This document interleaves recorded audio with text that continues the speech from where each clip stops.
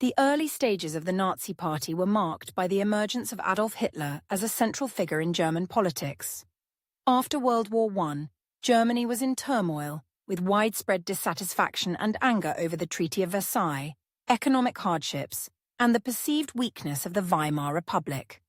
In this context of instability and discontent, various nationalist and extremist groups began to gain traction, among them the German Workers' Party, DAP, a small and obscure political organization that would eventually become the National Socialist German Workers' Party, NSDAP, or the Nazi Party. Adolf Hitler, originally from Austria, had served as a soldier during the war and, like many veterans, was deeply embittered by Germany's defeat. After the war, he was employed by the military as a political agent to infiltrate and monitor extremist groups in Munich. In September 1919, during one of these assignments, Hitler attended a meeting of the German Workers' Party. At this meeting, Hitler was struck by the party's nationalist and anti-Semitic rhetoric, which aligned with his own views. He quickly became involved, and his passionate oratory skills soon set him apart from other members. Hitler's ability to articulate the grievances of many Germans and his vehement opposition to the Treaty of Versailles resonated with audiences, and he rapidly became the party's most influential speaker. Recognizing his talents, the party's leadership began to rely increasingly on Hitler's speeches to attract new members.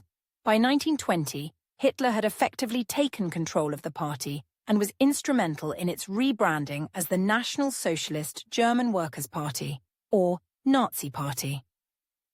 Under Hitler's direction, the party adopted its distinctive symbols, including the swastika, and developed a platform that combined extreme nationalism, anti-Semitism, anti-communism, and the rejection of the Treaty of Versailles.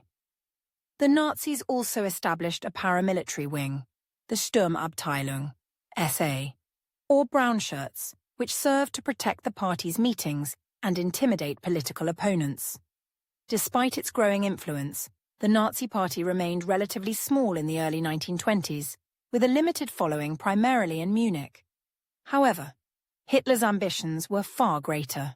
He believed that the Weimar Republic was on the verge of collapse, and that the Nazis could seize power through direct action. Inspired by the successful fascist march on Rome by Benito Mussolini in 1922, Hitler decided to attempt a similar coup in Germany, hoping to overthrow the Weimar government and establish a nationalist dictatorship.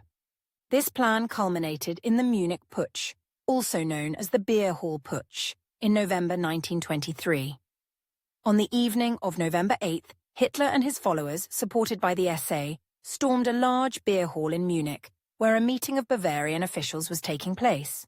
Hitler declared a national revolution and announced that the Nazi Party was taking over the government. He hoped to win the support of the military and local authorities.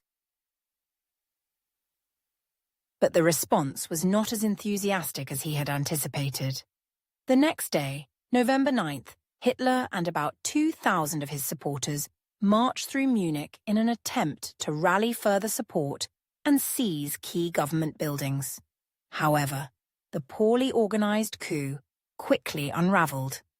The Bavarian police, who remained loyal to the Weimar government, confronted the marchers in the center of Munich, resulting in a brief but violent clash. 16 Nazis and 4 policemen were killed, and the putsch was decisively crushed. Hitler was arrested 2 days later and charged with treason. The failure of the Munich Putsch seemed at first to mark the end of Hitler's political career. However, the trial that followed provided him with a national platform to propagate his ideas. Hitler used the courtroom to present himself as a patriotic German, fighting for the nation's true interests against the November criminals who had betrayed the country.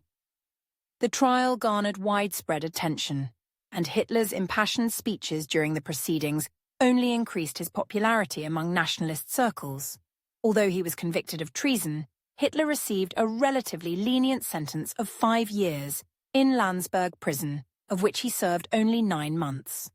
During his time in prison, Hitler wrote Mein Kampf, My Struggle, a manifesto outlining his political ideology and future plans for Germany. The failure of the Munich Putsch had taught him that seizing power through force was unlikely to succeed. Instead, he concluded that the Nazi Party would need to achieve power through legal means, by gaining popular support and winning elections. This shift in strategy would shape the future course of the Nazi movement, as Hitler and his followers worked to expand their influence within the Weimar Republic, ultimately leading to their rise to power in the early 1930s.